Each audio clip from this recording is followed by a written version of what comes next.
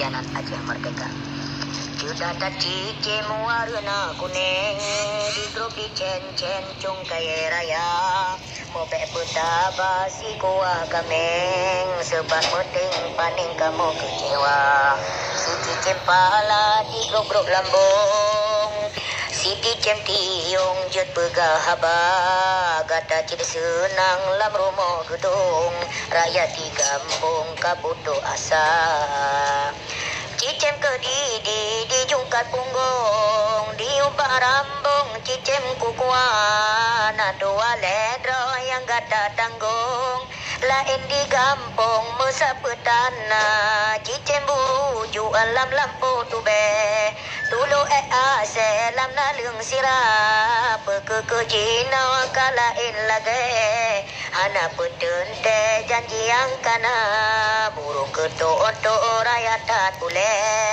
Si jampo seke rakyat tat mata kamu hasil duduk ke ule gaduh demi pe janji dan nyata cicim bajawa di elam abe berjuak bate di aduh bara hanalun haram hanatom lunggade hanalun lake selain merdeka cicim abah bilang Al-Quran tente peluru bate ke alas senjata gejak perang musuh ban bandum sitre mati mendobe dum kafe celaka pura kenderaan yo masa nile siap diangkel Rasul Mustafa rimung aulia di jibulele di Aceh dente palain hana Allahu polun tempalun gade Nabi bercerake yang kianat bangsa Nabi di dunia ude pemale